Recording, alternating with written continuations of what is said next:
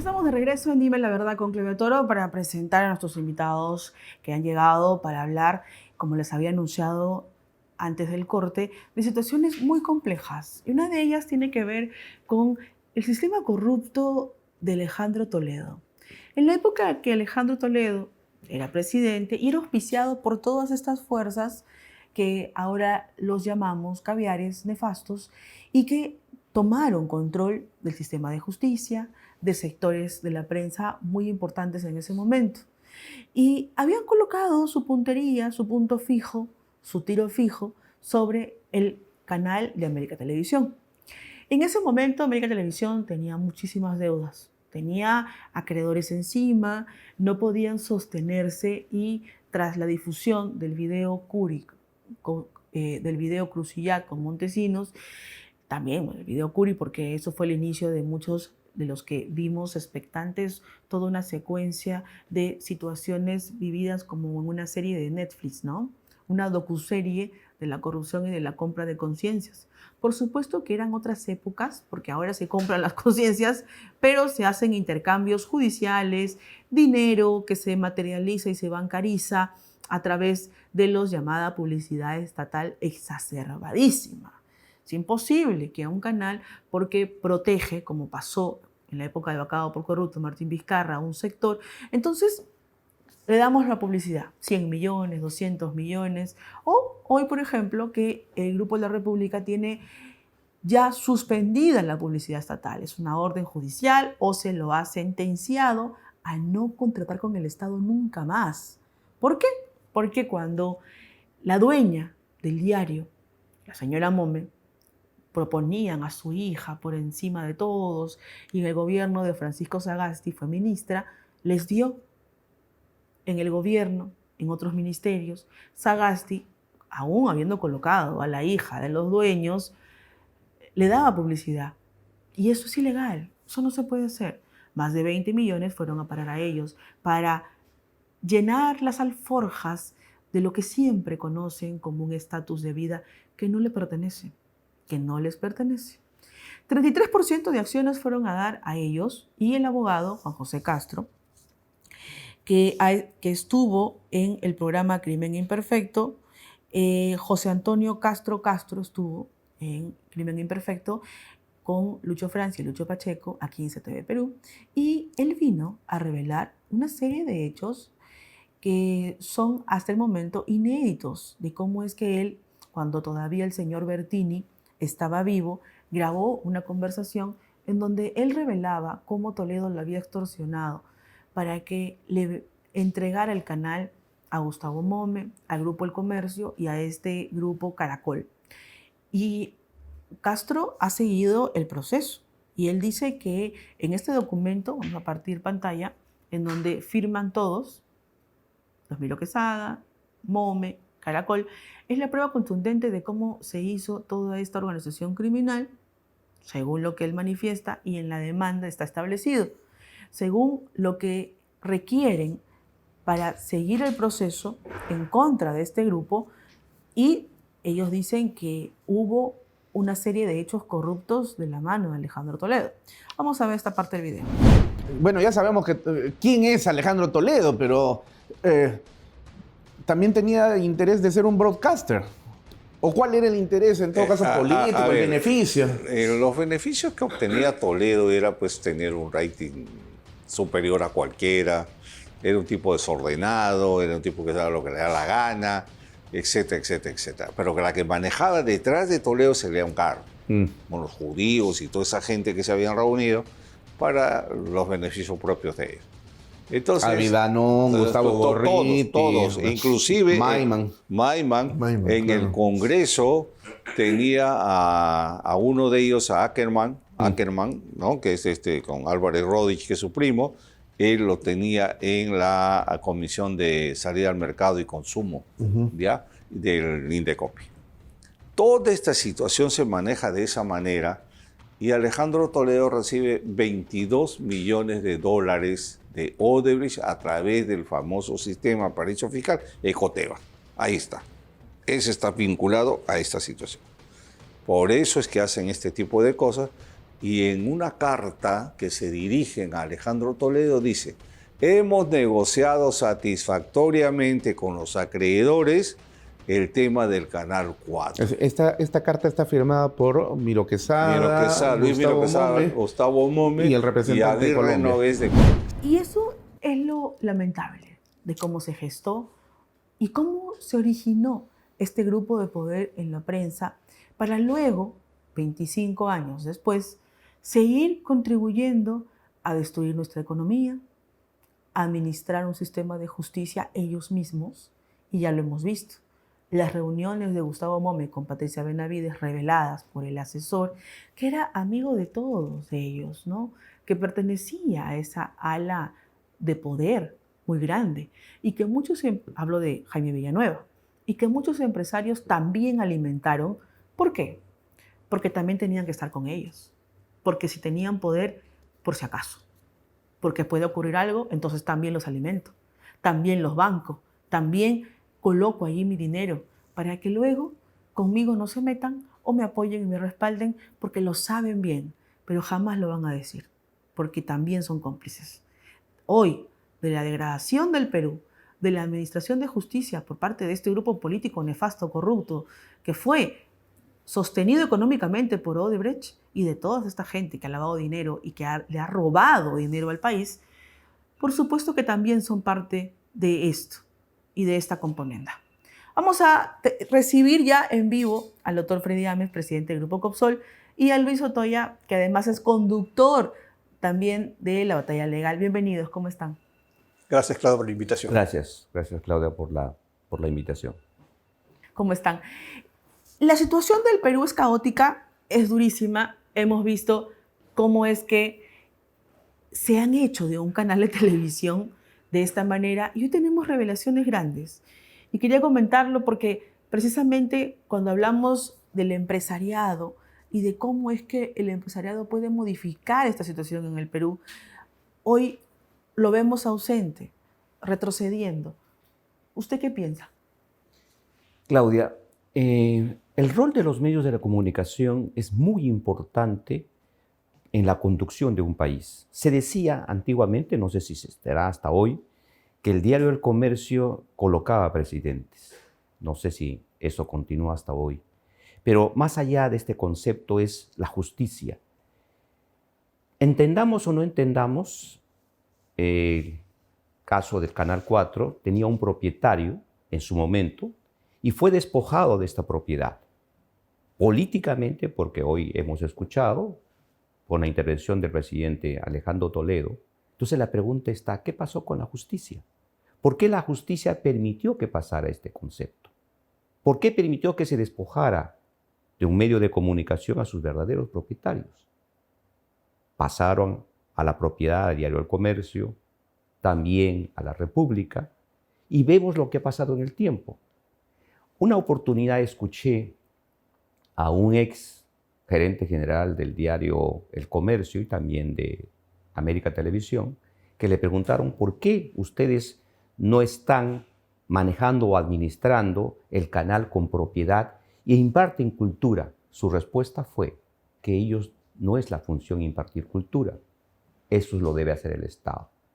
Entonces hemos tenido medios de comunicación que han estado ligados al poder, no han hecho lo que han debido hacer, no han apoyado en el cambio estructural, y el resultado es el país que tenemos. Pero regresando al principio, la pregunta está, ¿qué hizo el Poder Judicial? ¿Por qué permitió que un canal de televisión que tenía un verdadero propietario políticamente pasó a manos de quien no debía pasar? Eso sería mi primer comentario. La situación en el país, para usted, lo que hoy padecemos, tuvo que ver con el gobierno del corrupto Alejandro Toledo, que quería flanquearse de estos niveles, de estos sistemas, para poder robarle al país, porque esto ha sido una plantilla inicial de lo que luego hemos visto en los siguientes gobernantes. Y el acabose terminó de explotar en la época nefasta, con la pandemia, antes de eso con BPK, sacado del gobierno por una serie de hechos de corrupción, y luego decaímos más. Entonces, esto es importante resaltar y denunciar porque en esta situación nos encontramos para no poder caer más hondo y mirar hacia un crecimiento posible? Claudia, entendamos que el primer factor para gobernar un país o una industria o una región, una municipalidad es la honestidad. Si nosotros tenemos líderes deshonestos, el resultado va a ser lo que hemos podido observar. Hemos visto a nosotros presidentes de la República que han llegado para que hagan del cargo un poder. Con este poder han tenido que mantenerse y han utilizado a los medios de comunicación como su caja de resonancia para esconder las tropelías que han hecho en el tiempo. Entonces, si hoy tengo a un poder importante como soy como presidente de la República y tengo a un medio de comunicación que gracias a lo que es en los anuncios, lo que es la publicidad estatal, lo mantengo, ¿qué cosa tiene que hacer el medio de comunicación? Quedarse callado. Y al final tenemos el país que tenemos. En consecuencia, yo creo que el principio más allá de lo que es publicidad estatal, que puede o no puede existir, es la honestidad de la persona. El llegar a ser presidente de una república como la nuestra es un honor. ¿Quién no quisiera ser presidente? Y a ser presidente llegarías con todo el bagaje de conocimientos, si los tienes, que es importante tenerlo, pero más importante que ese bagaje es la honestidad, la transparencia en los actos. Hemos tenido presidentes corruptos, hasta hoy probablemente que sea así. Entonces el resultado es el que observamos. Es un país destrozado, injusto, inseguro, y eso realmente es preocupante.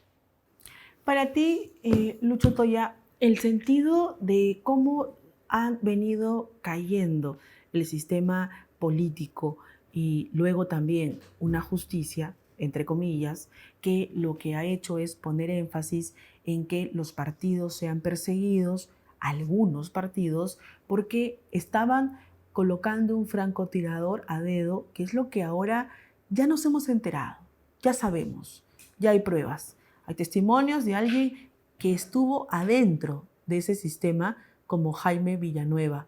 Y entonces, cuando tenemos eso como evidencia, todo apunta a que tenemos que salir los peruanos a alertar, a denunciar, porque esto no ha acabado. Esto recién está comenzando y quieren seguirlo perpetrando. Bueno, esto no es de ahora, Claudia. Esto viene pasando desde hace muchos años y lo que se está perdiendo es el compromiso con la verdad, que es la parte más importante. O sea, los medios de comunicación han empeñado su opinión y lo han hecho negociando. Y eso ha tenido también unas consecuencias para ellos. Yo creo que hay dos partes. El medio de comunicación y por otro lado los periodistas. Antes, un medio de comunicación que tenía una posición la hacía prevalecer y finalmente uno sabía cómo identificar políticamente a un medio. Lo que ha pasado ahora es que los periodistas han tomado tanto poder que realmente han logrado distorsionar la verdad y que están jugando, ¿no?, con interés o sin interés o más con un tema de una tendencia política a querer imponernos determinados conceptos que están alineados detrás de una estrategia. ¿Qué gobierno no quiere tener de su lado a la prensa? Es el sueño de todos los políticos tener al lado a la prensa. ¿Cómo lo tienen? La justicia ha jugado un rol determinante y que es el que nunca ha podido realmente hacer que se haga y se conozca la verdad. En el caso de la prensa, la justicia ha logrado que los medios de comunicación, amenazados por algún pecadillo que pudieran tener, se tienen que tomar una tendencia y servir a ese gobierno. Entonces, esos son temas de que han ido distorsionando lo que vivimos ahora. Ahora vivimos un alineamiento de facciones que tienen determinados intereses, pero ahora hay un componente adicional, los corruptos. ¿De qué lado están los medios? Y ahí viene el tema más importante, es cómo hemos llegado a vivir este momento. Para ti, la situación de persecución a algunos grupos y a otros no, ¿tiene que ver con un control económico? Porque acá se sabe si Odebrecht financió todos estos elementos que hoy vemos que apuntan hacia el direccionamiento de control. Ahora Odebrecht, ya sabemos también por fuentes judiciales, está tomando otra estrategia. La estrategia de dejar a quienes ya están heridos y casi muertos ahí en sentido putrefacto, que son todos los de ideología caviar que controlaron ese sector para defender a Odebrecht. Y esto no es una opinión. Esto es la descripción de una evidencia. ¿En qué se basa? En todos los videos del cuestionado Gustavo Gorriti relacionado al Movadef y relacionado a todo lo que tiene que ver con tráfico de influencias para exigir, colocar fiscales, encarpetar casos, otros salir y hablar y entrometerse y llamar al fiscal de la nación incluso cuando tiene que intervenir a IDL, que es la nave nodriza de toda esta gente nefasta que defendía a terroristas y colocaba situaciones extremas en nuestro país y que salían a validarlo.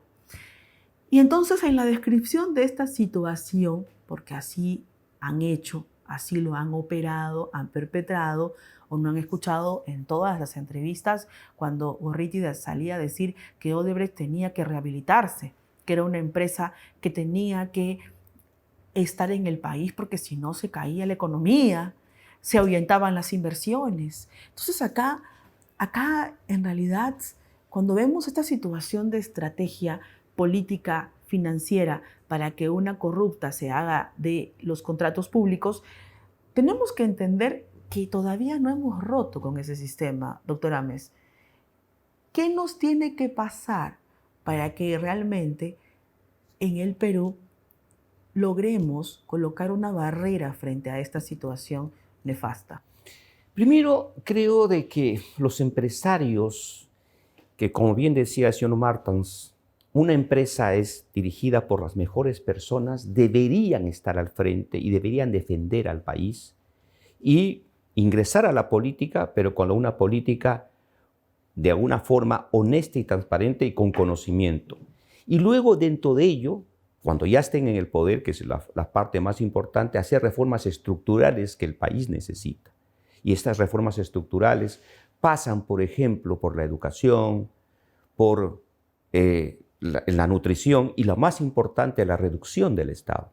Pienso, por ejemplo, que el país debe ser un país en el cual el Estado sea pequeño pero fuerte, muy pequeño. Es más, yo me atrevería a hablar solamente de 5 ministerios a título personal: el de Economía, probablemente que es importante, el de Defensa, en este caso el de Justicia, el de Seguridad, que es importante, y probablemente para darle énfasis a la educación. Los demás, y quién sabe un sexto que sería el de Infraestructura. Los demás ministerios no debería ser, porque es cierto, un gerente, un presidente de un directorio con 19 personas no puede de ninguna manera tener un acuerdo, no puede dirigir un país. Y luego también el país debe cambiar, no puede tener 25 regiones, debería tener 4 o 5 regiones. Y voy a decir, quién sabe, una blasfemia, entre comillas. Es más, cuando en una sociedad, en este caso empresarial, se necesita un gerente de nivel, si no hay en el país, se alquila al gerente y se viene de otro país. ¿Por qué nosotros no podemos, de alguna forma, tener la oportunidad de tener dentro de la propia organización, en este caso estatal, asesores de un nivel internacional que nos puedan ayudar? En sentido estricto de la palabra, creo que los empresarios estamos llamados a ingresar a política, pero hay que hacerlo bien, de tal forma que entendamos que nuestro país es un país maravilloso y que puede cambiar y que la inteligencia está ahí. Perdonen, la inteligencia está ahí. No está en la inteligencia en los iluminados, no está la inteligencia en aquellos que creen que van a cambiar el país haciendo contradicciones. Como bien lo decías, el IDL que vive de las contradicciones. Lamentablemente los empresarios nos hemos puesto atrás, hemos apoyado a políticos de alguna forma y estos políticos, pues lo único que han buscado, el caso de Alejandro Toledo, fue apoyado por los empresarios. Y en ese caso, ¿qué hemos visto? Hemos visto a un hombre que ha llegado al lugar donde está, en la cárcel, pero destrozó al país. ¿Por qué? Por su ambición de poder, por la corrupción y porque llegó de alguna forma por la ventana, si es que lo llegó, ganó una elección, pero con deshonestidad, porque lo que hemos visto también, por ejemplo, con los medios de comunicación que has comentado.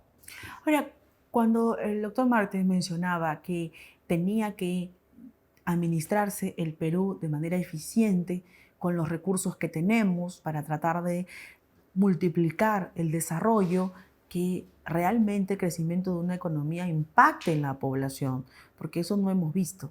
Y se han estado robando el dinero, colocando a gente nefasta, colocar a un premier como Tarola, como Alberto Tarola, realmente para nosotros, en un momento tan convulsionado, nos engañó. Creímos que podía controlarse muchas cosas, pero en el tema financiero seguimos cayendo. Lucho, la percepción del Perú a nivel internacional, con todos estos mensajes negativos de grupos terroristas, de grupos socialistas, de izquierda extrema, que ahora fungen de víctimas cuando de eso no tienen absolutamente nada, porque ya sabemos cómo operan y quiénes económicamente lo solventan. Entonces, la situación tampoco es buena para ningún gobierno, ni para uno nuevo. Mira, da mucha pena, porque hemos tenido 25 o 30 años de una bonanza y un bienestar tremendo para todos los peruanos. Y lamentablemente esos recursos que hemos tenido no han podido ser adecuadamente invertidos. Y lo más triste es darle la espalda a la inversión privada, que es el eje motor para generar. Por ejemplo, la minería representa el 20% del Producto Bruto Interno. Y de eso significa también de que es uno de los grandes contribuyentes. Sin embargo, escuchamos al ministro de Economía, escuchamos al ministro de Energía y Minas y prácticamente hay 58.000 millones en proyectos de inversión en minería. Y eso en 2, 3 o 5 años se reditúa en mayor ingreso, fortaleciendo nuestra caja fiscal, que serviría para poder mejorar y disminuir la enorme brecha fiscal que existe en nuestra sociedad. Específicamente en 2 temas que han sido abandonados: la educación, para comenzar, y luego la salud, donde realmente si alguien quisiera, vemos las condiciones en que hace unos días que ha comenzado el año escolar, los niños no tienen dónde sentarse, no tienen siquiera un techo que los proteja ante las inclemencias del clima. Veamos, por otro lado, también el tema de salud. Tanto dinero hubo que no hemos podido ni siquiera hacer un hospital por año siquiera. Entonces, realmente hay una negación a las principales necesidades de los peruanos. Ahora, cuando hablamos de energía, quiero hacerle la consulta al doctor Ames, algo que vamos a tener que ver este lunes 25 de marzo. El ministro Rómulo Mucho, que es un empresario minero reconocido internacionalmente. Rómulo Mucho no es una persona que simplemente dé servicios a una mina, no. Rómulo Mucho tiene una carrera de más de 30 años en el sector. Tiene socios internacionales, tiene muchas firmas que tienen que ver con la exploración de recursos en nuestro país, de cobre, y ha trabajado mucho en Europa también en contribuir y en tener más aliados, y una larga data de experiencia en este sector. Y incluso en este momento, en el Ministerio de Energía y Minas, no íbamos a tener un ministro con tanta experiencia porque nadie quería asumir. Y nadie quería asumir precisamente por este tema. La interpelación que han presentado los grupos de izquierda, por supuesto, son las bancadas que han presentado esta moción, que ya se aceptó para este lunes 25 de marzo, en que Rómulo Mucho tendrá que ir a responder al Congreso sobre este tema. Pero, ¿quiénes han sido? Por supuesto que Perú Libre. Lo impulsa Jaime Quito. Quiere hablar del proyecto Tía María, porque lo primero que hizo Rómulo Mucho es poner Tía María en agenda, que es un proyecto que tiene que realizarse, y otros proyectos más que él mencionó, multimillonarios, que van a hacer todo un proceso de efecto económico importante en el país. Perú Libre, por supuesto, tenía que estar de acuerdo. Cambio Democrático, que es lo mismo, que son Juntos por el Perú, de los vinculados a las FARC de Colombia, el bloque magisterial, que son los mismos de Pedro Castillo. Podemos Perú, que le siguen juego muchas veces a estos grupos, algunos de Acción Popular, y por supuesto que Fuerza Popular también no estuvo de acuerdo, APP tampoco estuvo de acuerdo, Renovación Popular tampoco, Avanza País, Somos Perú, no firmaron esta moción. ¿Y cuál es la denuncia? Lo que en el documento han colocado es que, siendo Rómulo Mucho socio accionista, representante y gerente general de PEVOEX Contratista SAC, que es una empresa que tiene relaciones contractuales con Southern Perú, pero muchas empresas tienen relaciones con Southern Perú. O sea, es como que alguien te diga que no compres en supermercados W o supermercados M, cuando, bueno, todos tenemos que pasar por allí, ¿no? Es parte de un conglomerado. Pero no necesariamente tiene que ver técnicamente con hacer un acuerdo comercial, sino porque Southern Peru es una empresa muy grande y que tiene muchísimos proveedores y que tiene relaciones contractuales con muchas compañías. Y lo que dicen es que tiene un conflicto de intereses porque el titular del Ministerio de Energía y Minas, el señor Rómulo Mucho, ha hablado de sacar adelante el proyecto Tía María. Entonces, como está ubicado en el Valle del Tambo y Southern Peru también está de por medio, y colocan, por supuesto, una denuncia, bueno, en realidad es un artículo que se escribió en el panfleto denominado H13. Y ellos dicen que como ha habido contratos de servicios de perforación con taladros para la mina Cuajone de Southern Perú, entonces la empresa Peboec Contratista Saques de Rómulo Mucho estaría, él mismo siendo figura ahora como ministro, estaría cayendo en un conflicto de interés. O sea, todo lo que hacen para forzar una figura, ¿no? Aun cuando el señor Mucho ya ha dejado su cargo de gerente general, él ha dejado la empresa para poder asumir como ministro. Y eso es algo que muchos empresarios mineros le decían a la presidenta Boluarte, no puedo asumir porque yo tengo pues contratos, pero ¿quién está libre? ¿Quién está vagando sin contratos, sin trabajo, sin comercio, sin finanzas en este país? Nadie, señor. Seguramente Jaime Quito, el panfleto C13, esos están ellos, por supuesto, porque ya sabemos que cómo viven de limosnas. Pero, doctora Mes, esta es la situación, ¿no? Otra vez colocando un ministro que viene del sector empresarial. Pero, ¿qué va a hacer el señor? Tiene que contratar porque es el manejo del comercio, de la exploración de recursos. ¿Qué quieren? ¿Sacar a un vago? Claro, por eso está alguien como antes estaba, era su antecesor, que era funcionario de Petroperú y que quería quedarse para siempre y que quería inyectar el dinero a Petroperú y finalmente lo han logrado, ¿no? Estimada Claudia, lo más importante en el país es que no podemos tener proyectos mineros paralizados que nos ayuda tremendamente al desarrollo del país. El Perú es un país eminentemente minero. Entonces, si tenemos a una persona con experiencia y que puede convencer a la población, porque lamentablemente la población está politizada, y puede convencer en el sentido de que este es un proyecto que va a traer grandes recursos al país, especialmente en la explotación de cobre, y que está de la mano con la agricultura, porque ahora la minería no está renegada con la agricultura, necesitamos a una persona que conozca. Todos los empresarios tenemos relaciones, ya sea amicales o comerciales, todos, porque nadie es un empresario solo. Yo no puedo entender que un empresario pueda ser empresario sin vender su producto o su servicio. Sin trabajar, sin tener aliados comerciales. Exacto. Entonces, bajo esa condición, prácticamente ningún empresario podría ser miembro de un gabinete ministerial. Por eso nadie ha habido en ese cargo con experiencia en el sector minero. Claro. Han puesto a gente incompetente. Ahora, si yo voy como ministro, mi primer concepto es transparencia y honestidad, como debe ser. Pero lo más importante es el país. El país necesita inversión en lo que es potente, en este caso en minería. Tenemos varios proyectos paralizados. ¿Y quién hace esta paralización? Hemos dicho, los de izquierda, los caviares, que de la inequidad, de la inestabilidad viven, porque ese es su factor. Y no solamente viven de lo que es las consultorías, sino de las ONG internacionales que les dan el dinero para que este tipo de contradicciones se dé. Un país sin contradicciones, como los Estados Unidos, por ejemplo, ¿qué ONG podría estar ahí? En consecuencia, yo creo que hay que defender la presencia del señor Mucho como ministro, y que es un ministro, como bien decía el señor Martens, con conocimiento, con experiencia, con bagaje.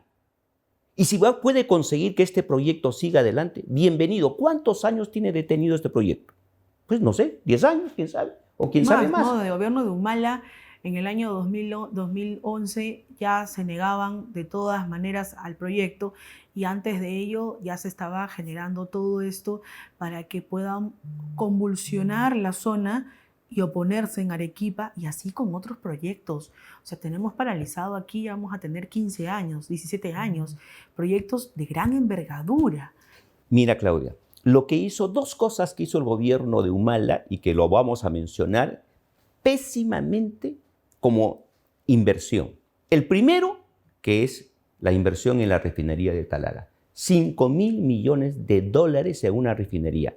Chile es un país importador neto de petróleo, neto de lo que es combustible, y económicamente está mejor que nosotros. Nosotros tenemos un petróleo en la selva de baja calidad, pero lo peor del caso, que va por un oleoducto que cada 2 meses le ponen una bomba y que de alguna manera nadie hace nada. Y además tenemos una refinería que va a refinar un petróleo que viene desde el exterior, que nos cuesta, cuando uno puede comprar el producto final. Ese es el primer gran, termino la idea, el primer gran despilfarro de dinero. Y el segundo, se adquirió un satélite con el señor Cateriano, ahora que se está moviendo por varios sitios, hay que decirle. Con su propio partido político, exacto, se está moviendo. Controversia. Este fue el que adquirió ese satélite solamente para ver figuritas. Cuando los satélites ya no sirven para ver figuritas, los satélites sirven para comunicaciones. Ya está obsoleto, eso no sirve para comunicarse con nadie. ¿Cuánto invertimos en ese satélite que vino de Francia, que ya está obsoleto y solamente para ver figuritas? ¿Cuánto hemos invertido en esa refinería? 5.000 millones de dólares. ¿Se justifica? Petroperú está quebrado. 1.300 millones inyectados otra vez, dinero de nosotros que pudo haberse gastado en la lucha contra la criminalidad, en comprar armamento, en comprar una serie de estrategias, incluso internacionales, expertos, y sacar a las Fuerzas Armadas, por supuesto. O sea, ya nos hemos cansado de esta perversión que lo único que hace es girar en círculos hacia un sistema que no funciona. Pero ese dinero pudo usarse para eso y mucho más. Claudia, mira, realmente habría que ver quiénes están, por ejemplo, tratando de impedir de que los grandes proyectos de minería se lleven adelante. Son la minería informal, que son los que están financiando a tanto político corrupto que vemos defendiendo proyectos que son realmente penosos. Entonces, igual, si tú te pones a mirar cuáles son 2 sectores importantes que deberíamos apoyar, son los nuevos proyectos mineros y por otro lado también todo lo que es agroexportación. ¿Cuánto hemos avanzado con esto? ¿Y quiénes estuvieron ahí antes en esos ministerios? Gente que conocía el sector y que sabía cómo se podía promover. Los dos suman el 28% del Producto Bruto Interno. Entonces, ¿por qué tenemos que negar? ¿Por qué tenemos que hacerle caso a los sectores que se oponen, que agarran las pistas para tomar la comida de los más pobres realmente, ¿no? Ahora vamos a repasar, porque la denuncia que ha hecho el doctor Ames es muy importante y relevante.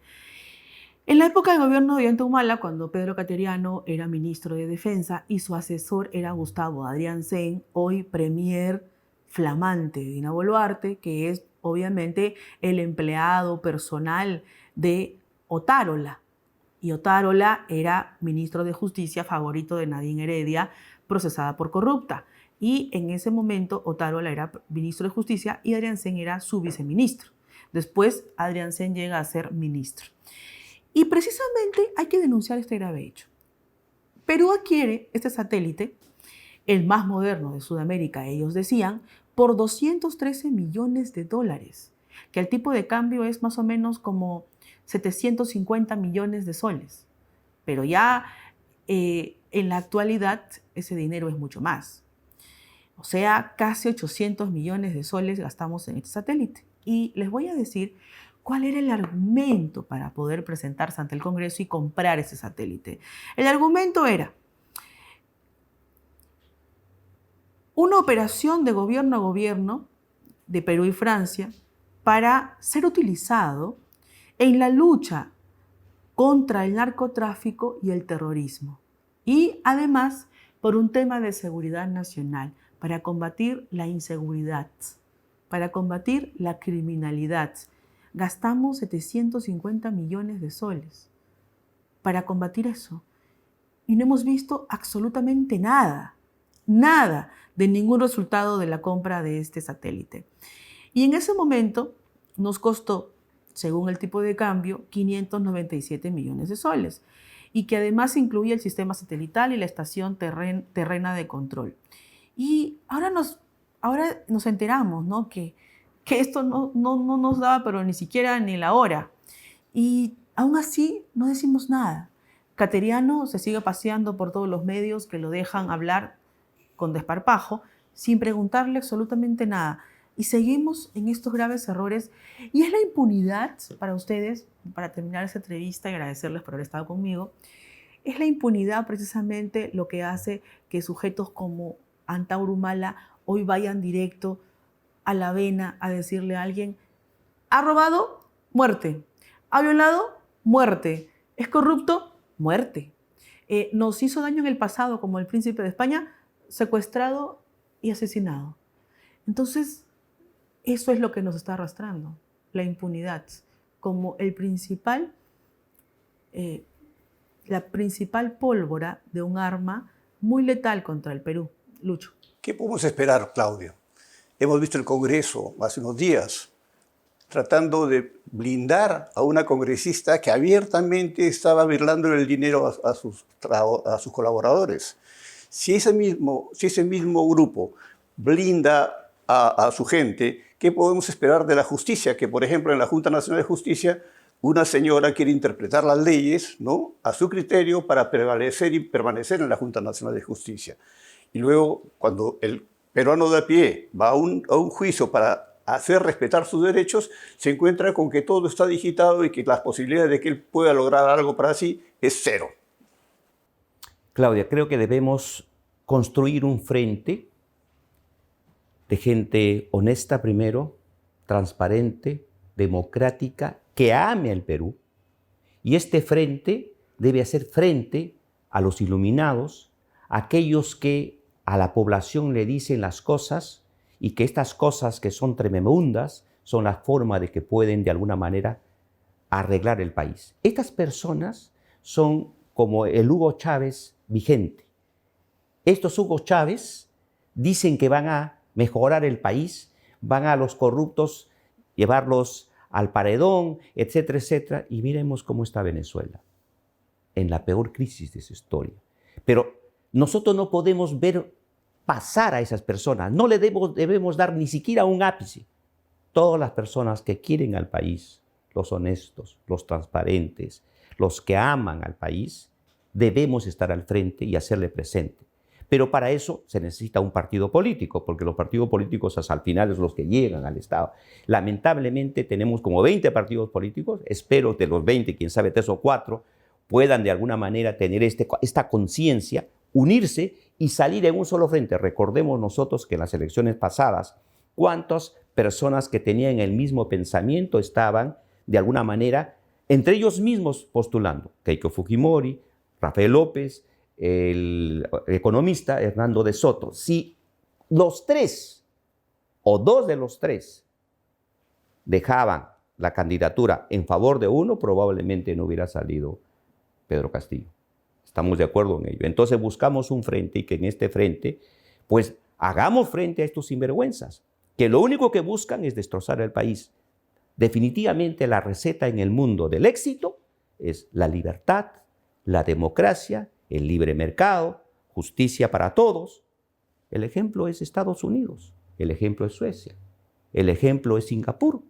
¿Y por qué tenemos que ir a otro ejemplo que no es el nuestro, como es el caso, por ejemplo, de Venezuela, o de Cuba, o de Corea del Norte? En consecuencia, yo creo de que en este momento es oportuno que los empresarios no estemos atrás, no estemos solamente observando lo que pasa, porque al final también hay empresarios que piensan que acá tienen un pie y tienen un pie en Miami. Esos no sirven para nada, porque, ojo, el amor al país es lo principal. Bien valioso lo que usted dice, doctor, porque realmente los empresarios somos los responsables de que esté pasando lo que estamos viviendo. Nosotros no hemos querido subir una posición firme y participar en política para comenzar. La política para muchos es ajena, lejana, no los toca. Pero llega el momento en el cual nos terminan gobernando mediocres y nosotros somos permisivos ante toda la corrupción que viene con esos gobiernos. Así es. Gracias, Lucho Toya, por haber estado con nosotros en Dime la Verdad, conductor de la Batalla Legal de lunes a viernes de 7 a 8 de la noche. No se lo pierdan en CTV Perú. Por supuesto, en vivo en CTV Perú Oficial. Suscríbase, active la campanita para que pueda llegarle el mensaje directo cuando estemos en vivo en cualquier tipo de plataforma social que ya existe. Gracias, doctora Ames, por haber estado con nosotros. A ti, Claudia, por la gentileza. Y sintoniza en Tribu TV, porque también Dime la Verdad con Claudia Toro está todos los domingos de 9 a 11 de la mañana a través de Tribu TV, canal 20, porque Tribu es televisión y el Grupo Copsol también lo es, y deseamos toda la suerte y éxito para el equipo que va por la primera división. Gracias, Claudia, por tu gentileza. Gracias. El aplauso de todos nosotros gracias. para este maravilloso equipo, porque el deporte tiene que ser vida siempre, pero sobre todo tiene que fomentar la educación, la competitividad y toda esa alma que tiene que ver también con el nivel de empresa, ¿no?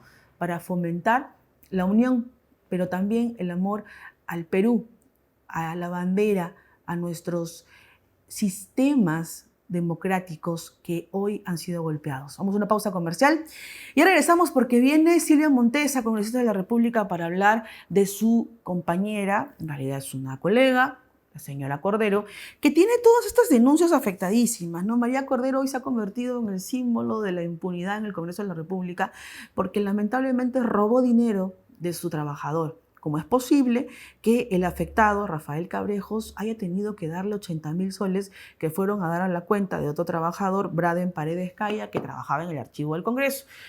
A estas alturas, ella no solo debió ser suspendida, sacada del Congreso, sino además inhabilitada. Y han sido benevolentes. Pero vamos a hablar también de una denuncia gravísima que trabajamos aquí en exclusiva, en Dime la Verdad, sobre el terrorista iraní. Vamos a conocer un cuestionamiento gravísimo contra un panfleto defensor que hoy quiere buscar perseguir al coronel Mazanguamán, autor de esta captura, para decir que no había argumento legal para capturar a semejante sujeto que además tenía antecedentes por narcotráfico. ¡Increíble! Ahora tenemos que pedirle perdón. Vamos a una pausa comercial. Esto es Dime la Verdad con Claudia Toro.